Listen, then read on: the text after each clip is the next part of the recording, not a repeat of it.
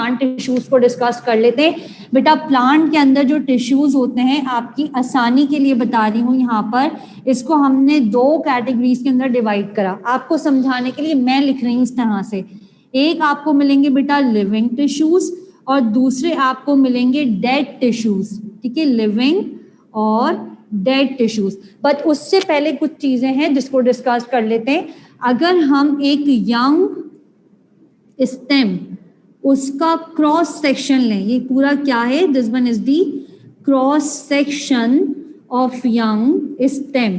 तो बेटा इस यंग स्टेम के क्रॉस सेक्शन के अंदर आपको कुछ चीजें बड़ी डिस्टिंक्ट मिलती हैं। कौन कौन सी?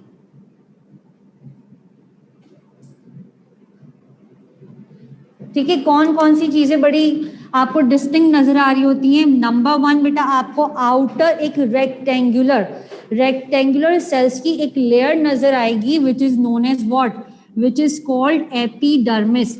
अगर पिक्टोरियल एमसीक्यू आए और उसमें लेबलिंग पूछी हो तो आपको पता होना चाहिए आउटर लेयर है एपिडर्मिस की। फिर अंदर देखिएगा, अंदर आपको पूरा एक सर्कुलर जोन नजर आ रहा है। ठीक है, इस सर्कुलर जोन के अंदर क्या होता है, इसके अंदर ये अरेंज हुए होते हैं वेस्क्यूलर बंडल्स। ठीक है, वेस्क्यूलर बंडल के साथ बेटा आपको क्या मिलेगा, साथ में आपको मिलेंगे सॉफ्ट टिश्यू। मैं थोड़े से ड्रॉ कर देती हूँ ताकि आपको समझ में आए, पूरा मैसी नहीं कर रही इसको। ठीक है, तो vascular bundle along with soft tissue constituting a distinct region in the centre of young stem which is called stelic region. ठीक है, ये स्टील रीजन है। क्या बताया मैंने आपको कि स्टील रीजन 2 चीजों से मिलकर बन रहा है। कौन कौन सी चीजों से, ऐसे ही याद कर लीजिएगा, vascular bundles along with what, plus soft tissues is equals to what, is equals to stellic region। ठीक है, ये स्टील रीजन। उसके बाद बेटा ये सेंटर की एम्प्टी स्पेस, इस सेंटर की एम्प्टी स्पेस के अंदर आपको कुछ और यंग टिश्यूज बोल रही हूँ, स्टेम नहीं बोल रही, यंग टिश्यूज नजर आते हैं। This central region is of what, this central region is of cortex. ठीक है, ये रीजन किसका होता है, ये होता है कॉर्टेक्स का। और बेटा कॉर्टेक्स के अंदर आपको जो सेल्स मिलते हैं, these are known as what, these are the parenchymatous cells. ठीक है, इनको हम क्या कहते हैं, These are called parenchymatous cells। ठीक, ये तो मैंने आपको लेबलिंग समझाई। अब हम आ जाते हैं टिश्यूज के ऊपर, प्लांट टिश्यूज के ऊपर। टिश्यू की डेफिनेशन समझाने की जरूरत नहीं है क्योंकि you all are the students of biology, आपने चैप्टर 1 के अंदर पढ़ा हुआ है। अब यहाँ देखिएगा बेटा, जो लिविंग टिश्यूज हैं इनकी भी फर्दर 2 कैटेगरीज हैं। कौन कौन से मिलेंगे ये आपको, ये आपको मिलते हैं नंबर 1 पैरेनकाइमेटस या पैरेनकाइमा। ठीक है जी, और उसके अलावा आपको मिलते हैं कॉलन कायमा। ठीक है जी, और जो डेड टिश्यू होते हैं these are known as what, these are the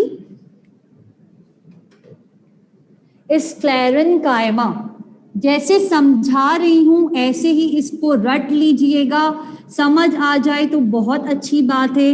link करने का टाइम नहीं है आज के लेक्चर में, वरना आपको लिंक कर देती कि क्या चीज किससे रिलेट करके याद कर सकते हैं। ठीक है, उसमें थोड़ा टाइम ज्यादा लगता है एंड हमारे पास इतना टाइम नहीं है।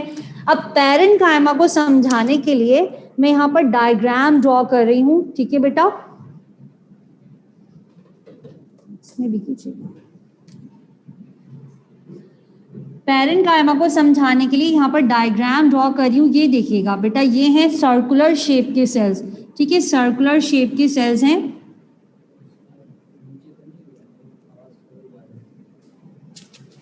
सही है दोनों माइक? नहीं जी, हाँ वो स्कार्फ के नीचे इसलिए करा, हाँ लेकिन सही आ रहा है। ये कौन से ग्रुप में सही नहीं जा रही है बेटा? आप क्लियर आ रही है आपको वॉइस? ऑडिबल है, क्लियर है? पूछें।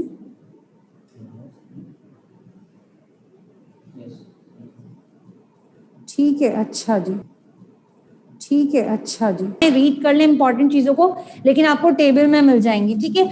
अब यहाँ मैं आपको वही प्रॉपर्टी समझा रही हूँ। ये देखिएगा, मैंने स्फेरिकल सेल्स बनाए हैं और इन स्फेरिकल सेल्स को बेटा थोड़े डिस्टेंस के ऊपर बनाया है। जो आपको सेंटर में ग्रीन कलर के नजर आ रहे हैं ना, ठीक है, ये तो इसका मतलब क्या हुआ, इनमें इंटरसेलुलर स्पेसेस हैं।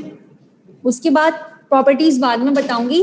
कॉलन कायमा को अगर मुझे ड्रॉ करना होगा तो बेटा ये आ गया मेरे पास कॉलन कायमा, ठीक है। ये होते हैं थोड़े ज्यादा इलोंगेटेड, कॉलन कायमा होते हैं ज्यादा इलोंगेटेड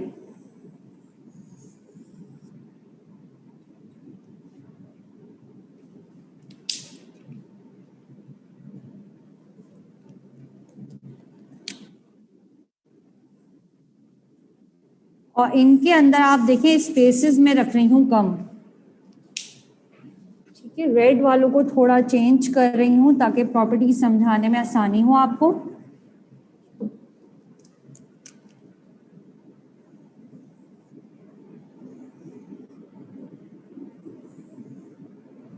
ठीक है, जबकि ये वाले आपको कैसे नजर आ रहे हैं, कुछ इस तरह के। ये आ गया अंदर सेल, और किसी एक के अंदर सिर्फ मैं ड्रॉ कर रही हूँ, यहाँ पर एक के अंदर इसलिए ड्रॉ कर रही हूँ ताकि आपको इसी से समझ में आ जाए, ठीक है जी। तो इस तरह के आपको मिलेंगे कॉलन कायमा के सेल्स। और बेटा उसके बाद है स्क्लेरन कायमा। स्क्लेरन कायमा आपको कैसा दिखता है, बिल्कुल इस तरह के सेल्स दिखते हैं आपको स्क्लेरन कायमा के, बिल्कुल कंजस्टेड से होते हैं ये, ठीक है। और इन सेल्स के अंदर आपको ल्यूमिन भी मिलता है और कहीं ल्यूमिन नहीं होता। जैसे लेट्स सपोज मैं यहाँ ल्यूमिन बना रही हूँ, यहाँ पर भी ल्यूमिन है और यहाँ पर ल्यूमिन को मैंने कर दिया छोटा, ठीक है।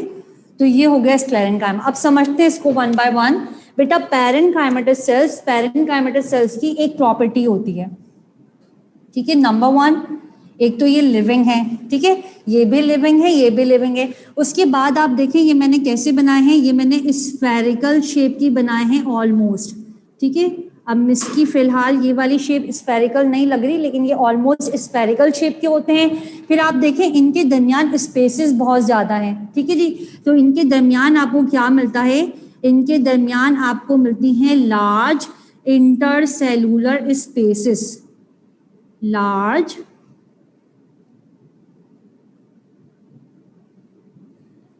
इंटर सेलुलर स्पेसेस, ठीक है। Number 2 point.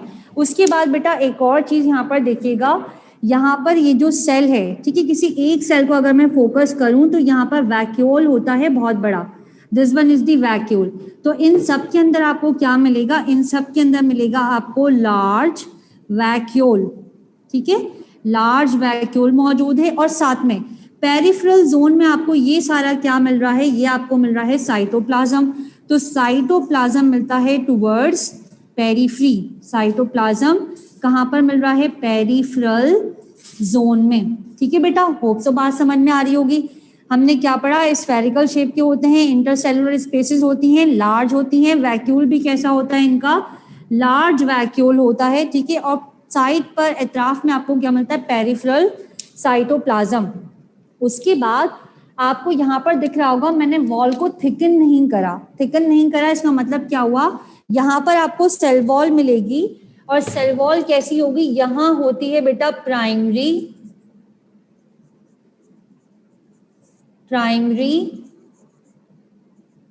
सेल वॉल, ठीक है। यहाँ पर सेल वॉल कैसी होगी, प्राइमरी सेल वॉल होगी। इसके अलावा ये वो सेल्स हैं जिनके अंदर आपको मिलता है फोटोसिंथेसिस का फिनोमेना, इनमें आपको सबसे ज्यादा फोटोसिंथेसिस करते हुए सेल नजर आएंगे। इसके अलावा बेटा ये रेस्पिरेशन का फंक्शन परफॉर्म करते हैं और ये कहीं कहीं फ्लेक्सिबल सपोर्ट, बात समझ में आ रही है, फ्लेक्सिबल सपोर्ट, कहीं कहीं फ्लेक्सिबल सपोर्ट प्रोवाइड करते हैं due to high turgor pressure, due to what, due to high turgor pressure. तो इन सेल्स के अंदर टर्जिडिटी कभी बढ़ी हुई होती है, कभी कम होती है, इसलिए ये क्या प्रोवाइड करते हैं, फ्लेक्सिबल सपोर्ट, यहां लिख रही हूं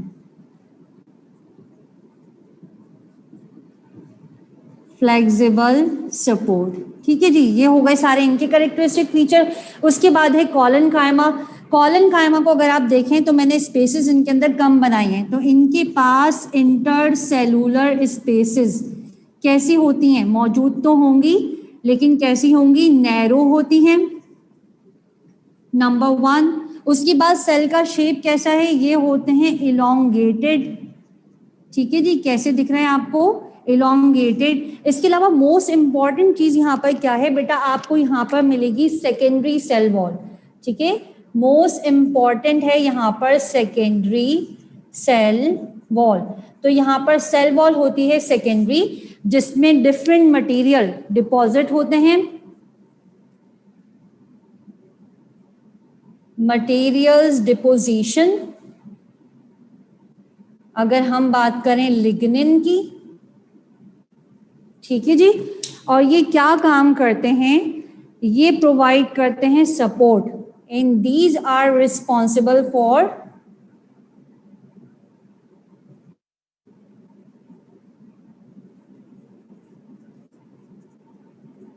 सपोर्ट या यू में से रिजिडिटी, ठीक है जी। तो यहां पर आपने क्या याद रखना है, इनमें सिर्फ और सिर्फ आपको 2 प्रॉपर्टीज याद रखनी है, इलोंगेटेड होते हैं, इंटरसेलुलर स्पेसेस कम होती हैं, एक और चीज सेल वॉल इनकी थिकन होती है, किसकी वजह से, डिफरेंट मटेरियल्स की डिपोजिशन की वजह से। और ये जो थिकनिंग है सेल वॉल में, ये जो थिकनिंग आपको नजर आती है, ये मोस्ट प्रोमिनेंट होती है इनकी एजेस के ऊपर, ठीक है। तो सेल वॉल की थिकनिंग यहां लिख रही हूं, ये जो थिकनिंग होगी बेटा, ये कहां पर आपको प्रोमिनेंट मिलेगी, ये इनकी एजेस के ऊपर, एजेस के ऊपर ज्यादा प्रोमिनेंट होगी, ठीक है। उसके बाद है स्क्लेरन कायमा। स्क्लेरन कायमा की अगर हम बात करें, यहाँ लिख रही हूँ, स्क्लेरन कायमा में देखिएगा, ये जितना मैंने बनाया है ये सारी है इसकी सेल वॉल। यहाँ पर सेल वॉल होती है हैवीली लिग्निफाइड, इतना ज्यादा लिग्निन डिपॉजिट होता है समटाइम, ये ल्यूमेन बिल्कुल ही खत्म हो जाता है, ठीक है, ल्यूमेन बिल्कुल ही खत्म हो गया यहाँ पर, ठीक। तो स्क्लेरन कायमा डेड हो जाते हैं लिग्निन की डिपोजिशन की वजह से। क्या आपको इनके अंदर कोई स्पेस नजर आ रही है, नहीं, इनके अंदर कोई स्पेस नहीं होती।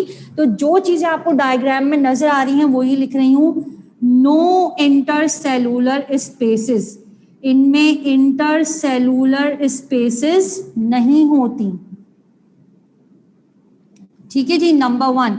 इसके बाद हैवीली लिग्निफाइड होते हैं, लिग्निन बहुत ज्यादा डिपॉजिट होता है, जिसकी वजह से सेल वॉल की थिकनिंग बढ़ जाती है,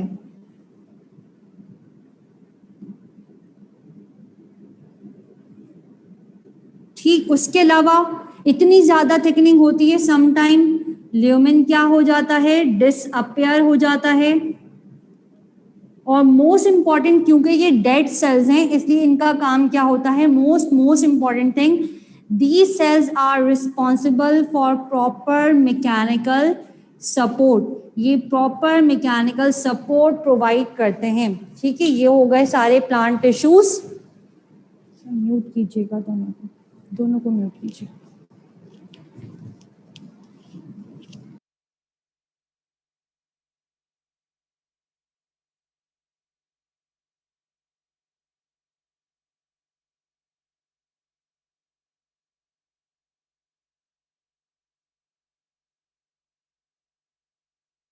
समझा रही हूँ ऊपर यहाँ पर, ठीक है। स्क्लेरन कायमा इस तरह के इलोंगेटेड कंपोनेंट्स हो तो बेटा ये फाइबर्स होते हैं। और अगर लेट्स सपोज यही वाली डायग्राम है, ये स्क्लेरन कायमा है और ये अनब्रांच्ड है, ठीक है, स्क्लेरन कायमा, जिसमें मैं आपको सिर्फ और सिर्फ स्क्लेरिड समझा रही हूँ।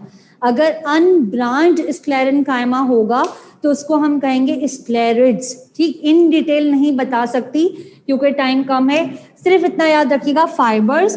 फाइबर्स बेटा कैसे होंगे, फिब्रस, वो तो नाम से ही पता चल रहा है, ठीक है। ये होते हैं टफ और स्ट्रॉन्ग पाइप लाइक, ठीक है, tough strong pipe like components होते हैं, लेकिन इतने स्ट्रॉन्ग नहीं होते कि इनके अंदर फ्लेक्सिबिलिटी ना हो, ये फ्लेक्सिबल भी होते हैं, टफ हैं, स्ट्रॉन्ग हैं, फिब्रस लाइक हैं और कैसे हैं, फ्लेक्सिबल हैं, तो ऐसे कंपोनेंट ऑफ स्क्लेरेन्काइमा को हम क्या कहते हैं? फाइबर्स। या आपको क्या मिल रहा है? This one is the fibre. ठीक है जी। उसके बाद है स्टोन सेल। ये चीज किसको इंडिकेट करिए? इसके स्टोनी स्ट्रक्चर को, इतना हार्ड स्ट्रक्चर है। तो स्क्लेरस स्टोन सेल्स क्यों कहलाते हैं? ये हमेशा आपको मिलेंगे hard parts of the plant, खास तौर पे ये आपको मिलेंगे शेल, नट शेल्स के अंदर। ठीक है, नट शेल्स में मिलेंगे। इसके अलावा आपको ये कहाँ मिलेंगे? ये मिलेंगे हार्ड पार्ट ऑफ सीड। ठीक है, सीड के हार्ड पार्ट में। फॉर एग्जाम्पल मैं आपको एग्जाम्पल देती हूँ वॉलनट की। वॉलनट कितना ज्यादा हार्ड होता है, बाहर से स्टोन लाइक नजर आता है, ऑलमोस्ट यही वाली अपीयरेंस होती है। तो वॉलनट में आपको पूरे क्या मिलते हैं? स्क्लेरस मिलते हैं, जो उसको क्या प्रोवाइड करते हैं? मैकेनिकल टफ सपोर्ट प्रोवाइड करते हैं। दो कंपोनेंट हमने पढ़ लिए, किसके दो कंपोनेंट? स्क्लेरेन्काइमा के। अब आप ले सकते हैं स्क्रीनशॉट।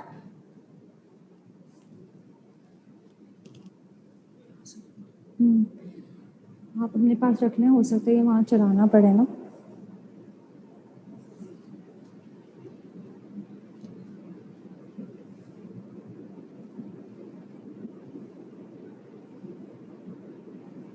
एक में ले लें बस, किसी उसमें क्लियर नजर आ रहा है उसमें लिएगा ना, अब जितने भी लेना है।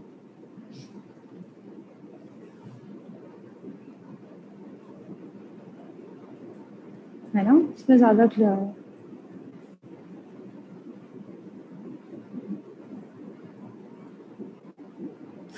कहीं से भी ले लें सर, ताकि मैं स्टार्ट कर दूं जल्दी से।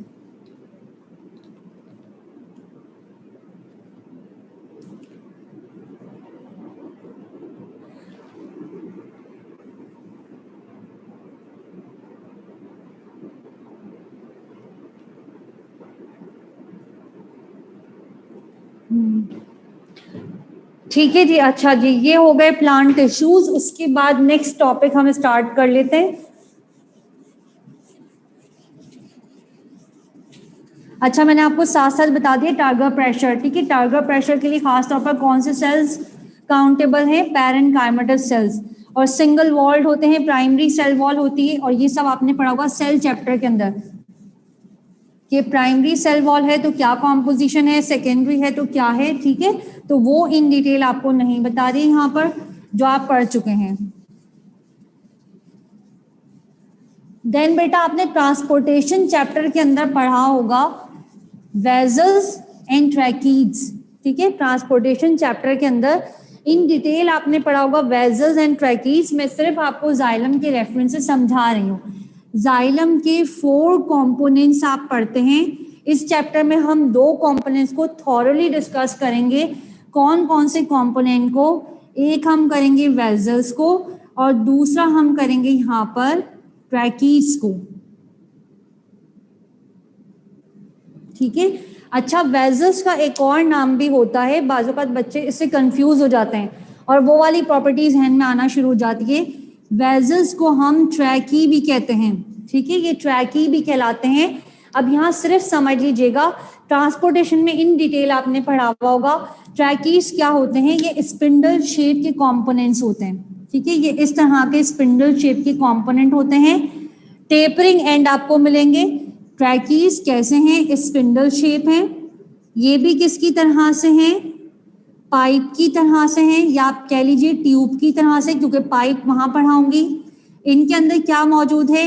क्रॉस पार्टीशंस मौजूद हैं, या यू में से इनके अंदर सेप्टा मौजूद है, और इनके अंदर आपको क्या मिलेगा? हॉलो कैविटीज मिलेंगी। ठीक है, ये पिटेड होते हैं। पिटेड क्यों होते हैं? ताकि वाटर को ये ट्रांसपोर्ट कर सकें, क्योंकि हम कहाँ पढ़ रहे हैं? जाइलम के अंदर पढ़ रहे हैं, या न्यूट्रिएंट्स को। ठीक है जी। अच्छा, उसके बाद है ट्रैकी। ट्रैकी क्या होता है? ट्रैकी, लेट्स सपोज ये हमारे पास एक ट्यूब है, सॉरी पाइप है। इस पाइप को हम कनेक्ट करते जा रहे हैं डिफरेंट कंपोनेंट्स को इसके, और ये एक बड़ा पाइपलाइन बनता जा रहा है। ठीक है, पाइपलाइन चैनल बनता जा रहा है। यहाँ पर क्रॉस पार्टीशन नहीं है, यहाँ पर हमने क्या करा? छोटे छोटे डिफरेंट कंपोनेंट्स को कनेक्ट कर दिया एक दूसरे के साथ, तो ये पूरा क्या बन गया, एक पाइपलाइन चैनल बन गया। क्या इसके अंदर क्रॉस पार्टीशन मौजूद है? नहीं है। ठीक है, ये कैसे होते हैं? बिल्कुल पाइप की तरह से होते हैं। इनमें कोई टेपरिंग एंडिंग्स नहीं होती, इनमें कोई क्रॉस पार्टीशन नहीं होता, और इनको हम क्या कहते हैं? ट्रैकी।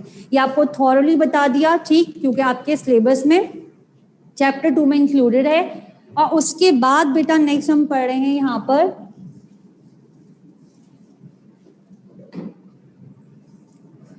Lateral meristem. अच्छा, लेटरल मेरिस्टेम भी आपने बहुत दफा पढ़ा हुआ है, बार बार आपको ग्रोथ एंड डेवलपमेंट में समझाया था लेटरल मेरिस्टेम। ठीक है, लेटरल मेरिस्टेम, या इसको और क्या कहते हैं हम?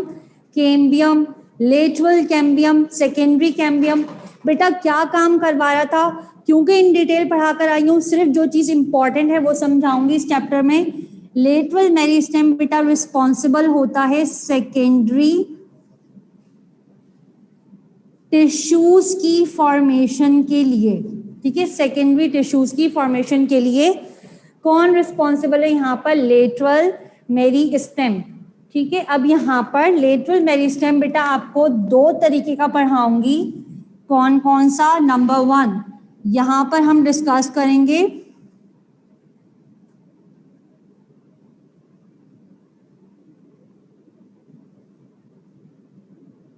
वेस्क्यूलर कैम्बियम, और इसके अलावा डिस्कस करेंगे हम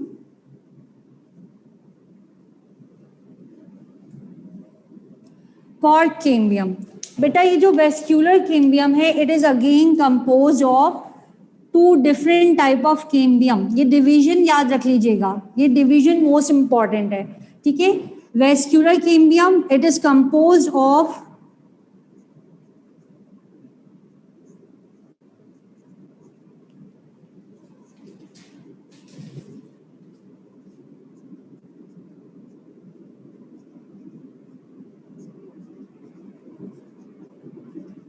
fascicular cambium and interfascicular cambium।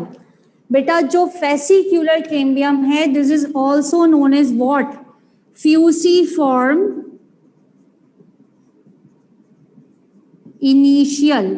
इसी का दूसरा नाम क्या होता है? Fusiform initial. अब इसको हम समझते हैं। लेट्स सपोज ये हमारे पास एक क्रॉस सेक्शन है,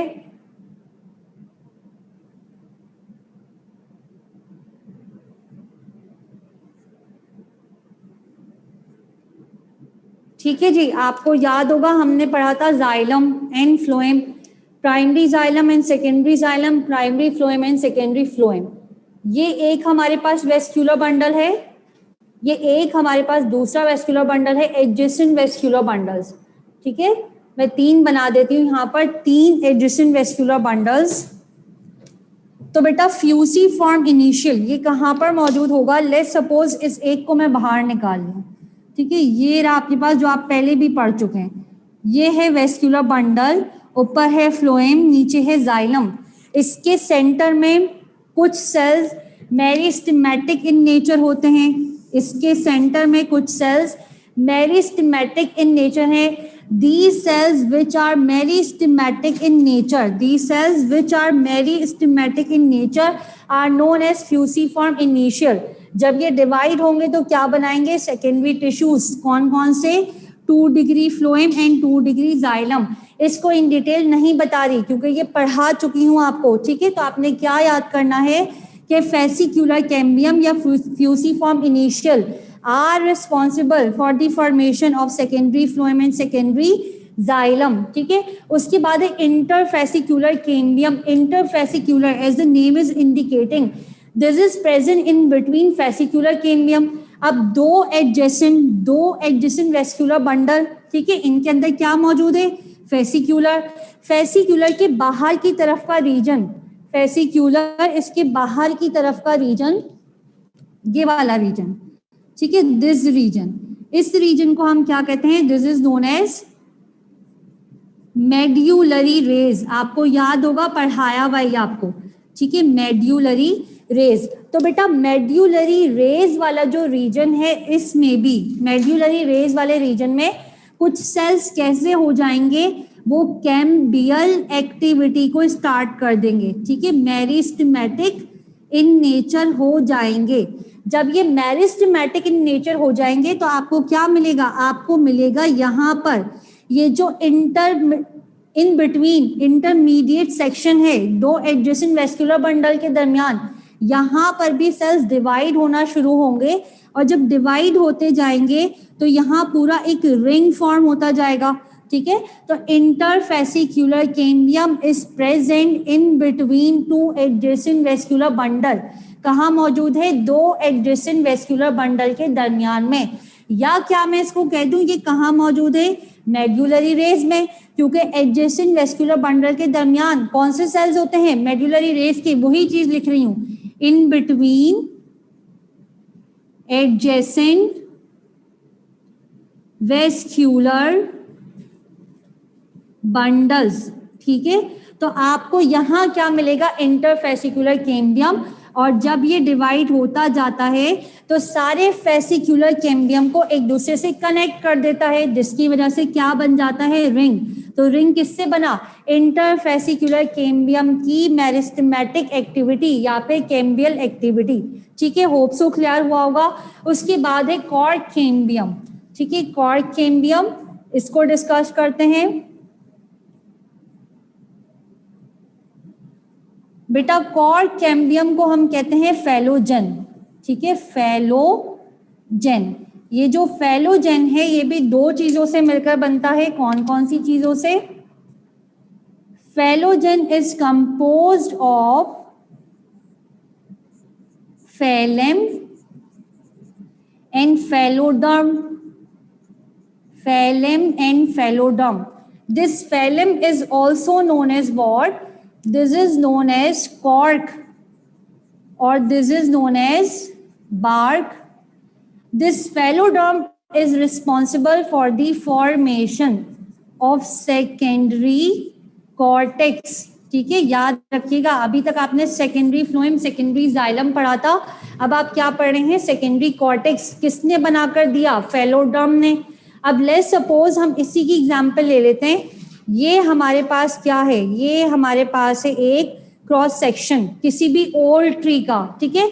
किसकी बात कर रहे हैं, ओल्ड ट्री की। कॉर्ड कैम्बियम जब भी पढ़ेंगे आप पढ़ेंगे ओल्ड ट्रीज के अंदर, ठीक है जी। ओल्ड ट्रीज के अंदर आपको कॉर्ड कैम्बियम बड़ा ऑब्वियस मिलता है। अब यहाँ पर सबसे पहले देखिएगा, समझा रही हूँ, दोबारा रिपीट नहीं करूंगी। जो आउटर एपिडर्मल लेयर होती है बेटा, ये हार्ड हो जाती है, इम्परवियस हो जाती है और ये फॉल कर जाती है, ठीक है, झड़ जाती है। ओल्ड ट्रीज के अंदर जब आउटर एपिडर्मल लेयर झड़ जाती है तो उसके बाद आउटर एपिडर्मल लेयर के फॉल करने के बाद, शेडिंग के बाद, जो डर्मिस के नीचे वाले सेल्स हैं, डर्मिस के नीचे वाले सेल्स, डर्मिस के नीचे हैं तो बेटा क्या कहलाएंगे, हाइपोडर्मल। हाइपो नीचे, किसके नीचे, डर्मिस के। तो हाइपोडर्मल सेल्स ये कैसे हो जाते हैं, मेरिस्टेमेटिक इन नेचर, ठीक है, मेरिस्टेमेटिक इन नेचर, जिसकी वजह से क्या होगा, ये ऊपर भी कुछ सेल्स को कट ऑफ करेंगे और नीचे भी। बात समझ में आ रही है, जो हमने ग्रोथ एंड डेवलपमेंट में पढ़ा था, ऊपर कट ऑफ करते हैं और नीचे कट ऑफ करते हैं। लेट्स सपोज बेटा ये है हाइपोडर्मिस, ठीक है, ये कैसी हो गई, मेरिस्टेमेटिक। तो ऊपर कुछ सेल्स कट हो रहे हैं यहाँ और नीचे कुछ सेल्स कट हो रहे हैं। जो ऊपर कट होंगे वो बनाएंगे फेलेम, ठीक है, वो बनाएंगे बार्क, और जो नीचे कट होंगे ये बनाएंगे फेलोडर्म, ठीक है।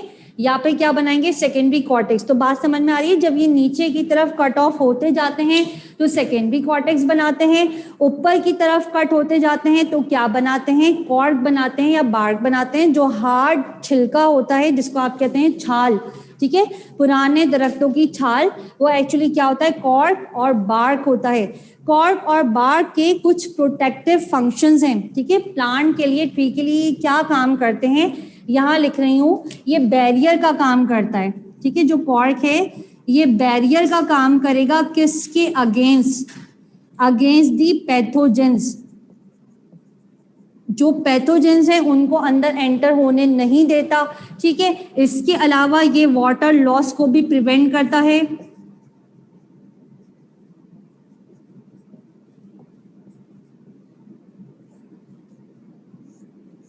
ठीक है जी, तो 2-3 काम होते हैं किसके, कॉर्क के। एक तो वाटर लॉस को प्रिवेंट करना, इसके अलावा बैरियर का काम करना, किसके अगेंस्ट, पैथोजेंस के अगेंस्ट, ठीक है। और एक और चीज याद रखिएगा, ये जो कैम्बियम है, कैम्बियम ही क्या काम करवाता है, कैलस की फॉर्मेशन। अगर प्लांट का कोई हिस्सा जो है वो डैमेज हो जाए, जहां से डैमेज होता है, यही समझा रही हूँ, प्लांट का जो हिस्सा डैमेज होगा, जहां से डैमेज होगा वहां पर कैलस की फॉर्मेशन होगी। तो कैलस की फॉर्मेशन के लिए भी कौन रिस्पॉन्सिबल है, कैम्बियम, ठीक है, या फिर फेलोजन रिस्पॉन्सिबल है। कंटिन्यूसली डिवाइड होता जाएगा और ये जो कैलस बनता है, इस कैलस के अंदर कौन से सेल्स इन्वॉल्व होते हैं, खास तौर से पैरन काइमटस सेल्स इसके अंदर इन्वॉल्व होते हैं।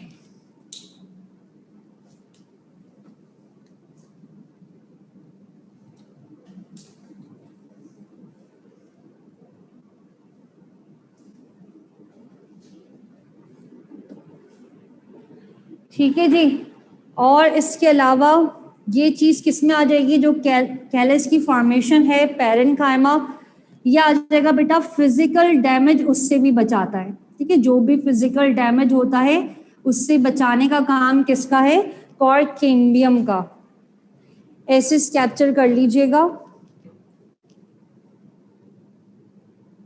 देखिएगा, मैं तो नहीं आ रही इसमें, चैट को उधर करके देखिएगा, चैट बॉक्स को उधर करके देखें, पक्का, ठीक है। ऐसे कैप्चर कर लें, यहाँ से भी किसी एक जगह से कर लें बस।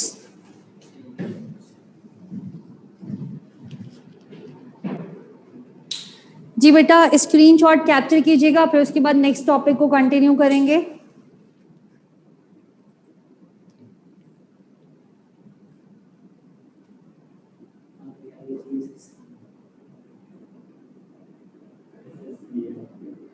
Oh my God.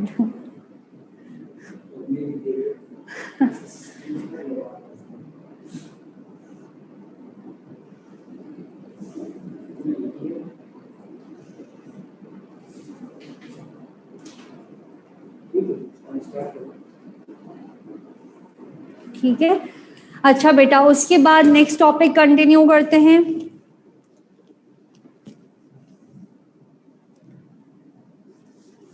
ये सारी चीजें हमने कर ली डिस्कस, देन हम आ जाते हैं 2 और छोटे टॉपिक्स के ऊपर, बाकी फिर ये चैप्टर हो जाएगा कंप्लीट। जहां पर प्लांट मूवमेंट्स नहीं पढ़ाया, पहले ही बता रही हूँ उस ग्रुप में बेटा, दूसरी क्लास में जो पढ़ाया था वो रिकॉर्डेड चलवाऊंगी, क्योंकि टाइम नहीं है, बहुत कम टाइम है, और होम्योस्टेसिस के रिमेनिंग टॉपिक्स उनको भी डिस्कस करना है, ठीक। और वो भी अच्छे खासे बड़े टॉपिक हैं, अगर उनको बोर्ड के ऊपर लिस्ट करा जाए। वैसे तो मैं आपको वर्बली समझाकर जा सकती हूँ, आप उससे भी पढ़ सकते हैं, बट बोर्ड पर उसकी ड्रिल बनाने के लिए अच्छा खासा टाइम चाहिए होता है। अच्छा, नेक्स्ट टॉपिक है जाइलम के रेफरेंस से। बेटा जाइलम हम जहां कहीं पर भी पढ़ते हैं, मोस्टली हम पढ़ते हैं इसकी activity in would producing plants, ठीक है, वुडी प्लांट्स के अंदर। तो जाइलम में एक चीज याद रखिएगा, जब ट्रीज ओल्ड होते जाते हैं तो उनके अंदर चेंजेस आते हैं, खास तौर पे कहाँ पर आते हैं, उनके सेंट्रल रीजन में। ये ट्री का ट्रंक है, ट्री के ट्रंक को अगर आप क्रॉस सेक्शन लेकर ऐसे देखें तो इसके सेंटर में बहुत सारे चेंजेस हो रहे होते हैं, कहाँ पर, जो ओल्ड ट्रीज होते हैं, ठीक है, यहाँ लिख देती हूँ,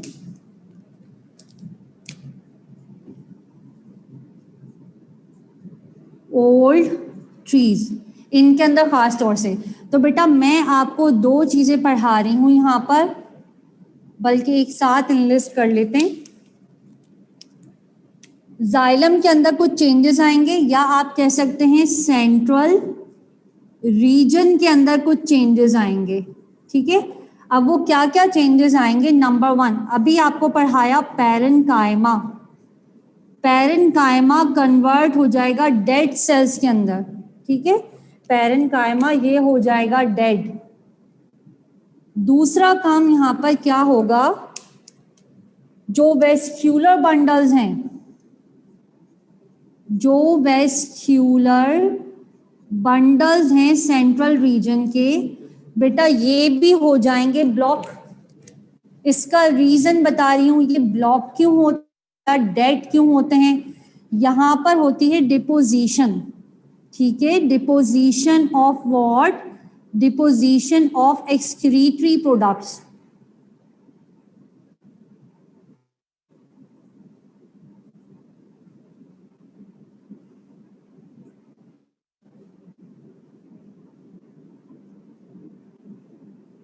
ठीक है, अब ये एक्सक्रीटरी प्रोडक्ट्स कौन कौन से होते हैं प्लांट के अंदर, आपने पढ़ा हुआ है, डिफरेंट पिगमेंट्स, उनका डिपॉजिट होना, या फिर गम्स का डिपॉजिट होना, या फिर रेजिन्स और टेनिन्स। जब ये सारी चीजें सेंटर में वेस्कुलर बंडल में आकर डिपॉजिट होती जाएंगी तो पैरेन्काइमा वो डेड होते जाएंगे, वेस्कुलर बंडल्स ब्लॉक होते चले जाएंगे। एज अ रिजल्ट क्या होगा, आपको वुड जो है वो दो तरह की मिलेगी, ठीक है, यानी जाइलम। वुड का मतलब क्या है, जाइलम। ये दो तरह की मिलेगी, कौन कौन सी, एक आपको मिलेगी हार्ड वुड और दूसरी मिलेगी सैप वुड, ठीक है, हार्डवुड और सैपवुड। जाइलम सबसे सेंटर वाला पार्ट है, ठीक है, जाइलम सबसे सेंटर वाला पार्ट है। इस जाइलम में भी जो सेंटर वाला रीजन है उसका अलग नाम होता है, जो आउटर रीजन होता है उसका अलग नाम होता है, ठीक है। अब इसको समझिएगा, हार्डवुड बेटा कौन सी होती है, हार्ड को याद रखिएगा, हार्ड से, ये हार्ड हो जाती है, ठीक है। क्यों हार्ड हो जाती है, क्योंकि ये हो गई है नॉन फंक्शनल, ठीक है। तो हार्डवुड हमेशा कैसी जाइलम होती है, इनएक्टिव जाइलम होती है, ये कुछ ट्रांसपोर्ट नहीं करती, सिर्फ मैकेनिकल सपोर्ट प्रोवाइड करती है ओल्ड ट्रीज को, ठीक है। और ये होता है सेंट्रल जोन, सेंट्रल कह लीजिए, या फिर ये होता है इनर जोन, ठीक है। अच्छा जी, उसके बाद है सैपवुड, रेजिन्स एंड टेनिन्स, ठीक है, pigment gums, resins and tannins. उसके बाद है सैपवुड, बेटा सैपवुड होती है फंक्शनल, सैपवुड क्या होती है, ये होती है फंक्शनल, और ये होता है outer zone of the xylem. तो आपने ये याद रखना है कि सैपवुड क्या है, हार्डवुड क्या है, कौन सी फंक्शनल है, कौन सी नॉन फंक्शनल है। अब जाहिर सी बात है, अगर हम ट्रीज की बात कर रहे हैं और उसमें हमने क्या पढ़ा, 2 डिग्री जाइलम पढ़ा, तो आपको 2 डिग्री फ्लोएम भी पता होना चाहिए, आया ये फंक्शनल होता है या नहीं होता। तो बिल्कुल इन ऑल ट्रीज के अंदर सेकेंडरी फ्लोएम हमेशा कैसा होगा, ये हमेशा होगा फंक्शनल, ठीक है, सेकेंडरी फ्लोएम होगा फंक्शनल। और इससे क्या होगी, ट्रांसलोकेशन ऑफ फूड। आपने पढ़ा होगा फूड की ट्रांसपोर्टेशन को हम क्या कहते हैं, translocation,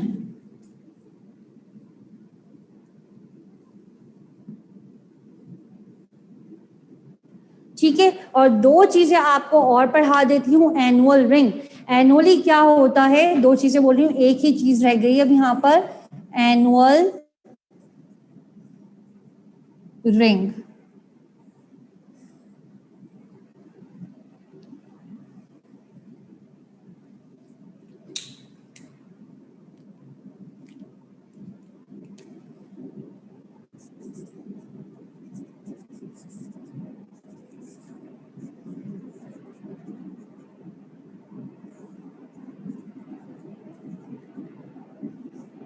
ring of xylem form on yearly basis, ठीक है, ईयरली बेसिस के ऊपर जाइलम के रिंग फॉर्म होते हैं। नंबर 1, यहाँ पर आप दो चीजें पढ़ेंगे, कौन कौन सी चीजें, एक आप पढ़ेंगे, अगेन जाइलम के लिहाज से लिख देती हूँ यहाँ, जाइलम, इसमें बेटा आप पढ़ेंगे समर वुड और ऑटम वुड, इसके अलावा आप पढ़ेंगे स्प्रिंग वुड,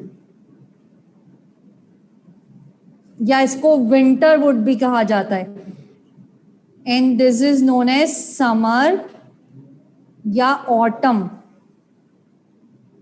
अच्छा, बच्चे ना मिक्स कर देते हैं, इसको याद रखिएगा, ऑसम से, ऑसम से ओ जो है वो ऑटम और सम फॉर समर, तो याद रहेगा, चाहे समर कहें चाहे ऑटम कहें बात एक ही है।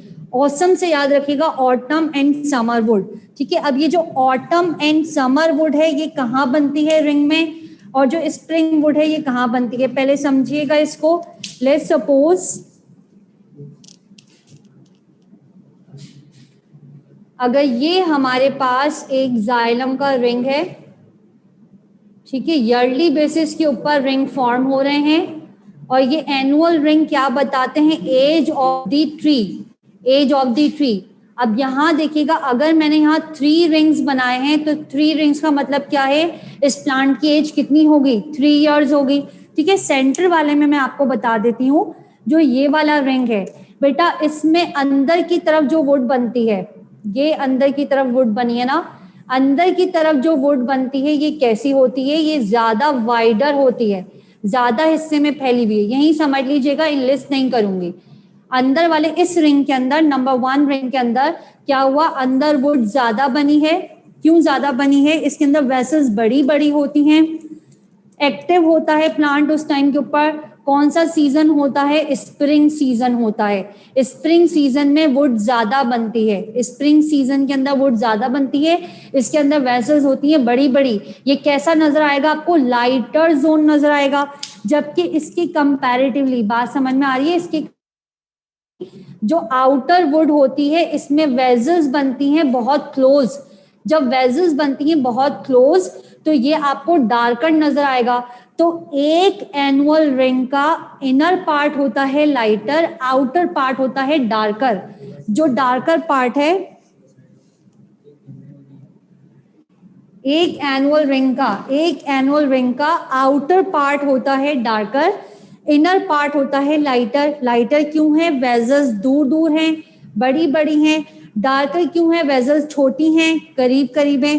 फिर आप देखें जो ब्लैक वाला पार्ट है उसको मैंने थिनर बनाया है, कम वाइड बनाया है, ज्यादा हिस्से में नहीं बनाया। ज्यादा हिस्से में क्या बनाया है, सेंटर वाला पार्ट। तो सेंटर वाला पार्ट क्या शो कर रहा है, स्प्रिंग में वुड ज्यादा प्रोड्यूस होती है।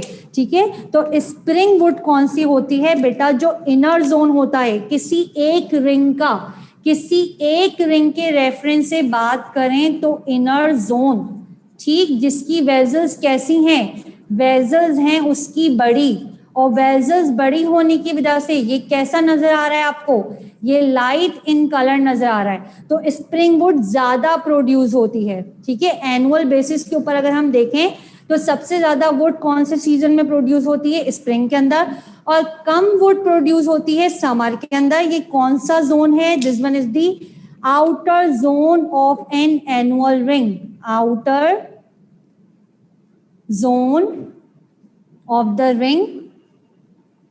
ठीक, और इसकी वेसल्स कैसी होंगी, स्मॉलेस्ट होंगी, और ये कैसा दिखेगा बेटा आपको, डार्कर। तो एक एनुअल रिंग डार्कर और लाइटर पार्ट से मिलकर बनता है। That's the end of the botany of chapter number 2।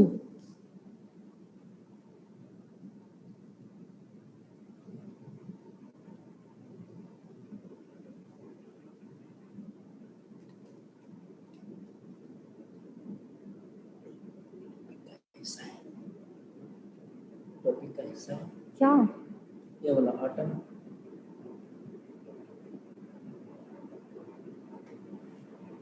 मैं उसको माइक को म्यूट कीजिएगा।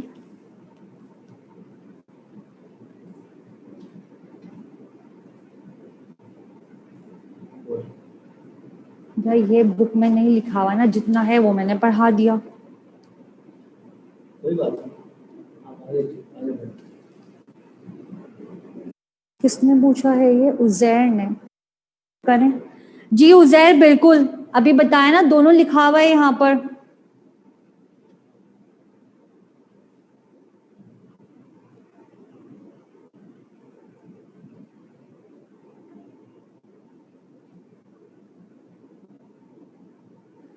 वन 842 बेटा, बहुत सारे बच्चों ने जब मुझसे आकर मिले तो उन्होंने कहा कि मिस, हम लेक्चर अगर सही से हमने अटेंड किया हुआ हो तो हम बुक पढ़ते हैं तो हमें लगता है हमने सारी चीज़ें पढ़ी हुई हैं, बुक पढ़कर ऐसे कुछ भी न्यू नहीं मिलता। बट फिर भी मैं यही कहती हूँ, एक बार रीड कर लें, ठीक है, दिल की तसल्ली के लिए कि हाँ आपने बुक पढ़ी हुई है। ना पढ़ें तो आपके ऊपर है, क्योंकि आपको लेक्चर अच्छा समझ में आया हुआ है तो इट्स अप टू यू, ना पढ़ें, ठीक है। लेकिन फिर भी मैं बच्चों को ये बोलती हूँ, क्योंकि सब टीचर्स कहते हैं कि बुक पढ़ें तो पढ़ लें, वरना अभी भी पिछले दिनों जितने भी बच्चे आए उन सबने यही कहा, मिस अगर लेक्चर हमने अच्छे से अटेंड किया होता है हमें बुक पढ़ के सारी वही चीज़ें बहुत अच्छे से रिकॉल हो रही होती हैं, ठीक है।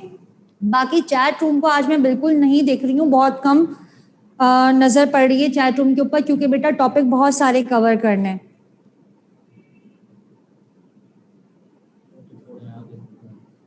रिवाइज करने वाली सारी चीजें आपको बताऊंगी। G1802 सारा मैं बिल्कुल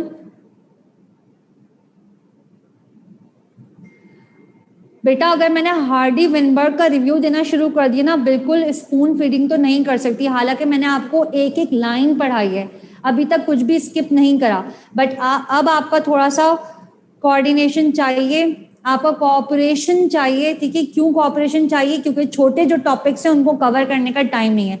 चैप्टर 2 एंड हो गया, 5 मिनट का मैं गैप ले रही हूँ, ब्रेक दे रही हूँ आपको, 5 से लेकर 10 मिनट भी हो सकते हैं, आप भी उसमें थोड़ा सा फ्रेश हो जाइए, चाय पीना चाहें वो पी लें, जो कुछ करना चाहें, और उसके बाद हम स्टार्ट करेंगे होम्योस्टेसिस। बाकी मैंने बताया जो दूसरा ग्रुप मर्ज हुआ हुआ है जिसमें प्लांट्स मूवमेंट नहीं पढ़ाई, उसमें चलेगा आज रिकॉर्डेड लेक्चर, प्लांट्स मूवमेंट का रिकॉर्डेड लेक्चर चलेगा आज की रिकॉर्डेड क्लास के बाद, आज की रिकॉर्डेड क्लास के बाद प्लांट्स मूवमेंट का लेक्चर चलेगा रिवीजन क्लास में, आप वहां उसको अटेंड कर सकते हैं और वो बहुत ही क्लियर आपको समझ में आएगा, क्योंकि टाइम नहीं है प्लांट्स मूवमेंट को पढ़ाने का, ठीक है। नहीं अभी होम्योस्टेसिस, हाँ ब्रेक, हाँ हाँ ठीक है, अभी ब्रेक दे रही हूँ मैं आपको, बोल दो जी बेटा, अभी ब्रेक है आपका 10 मिनट्स का, 5 to 10 मिनट्स का, उसके बाद होम्योस्टेसिस से स्टार्ट करेंगे।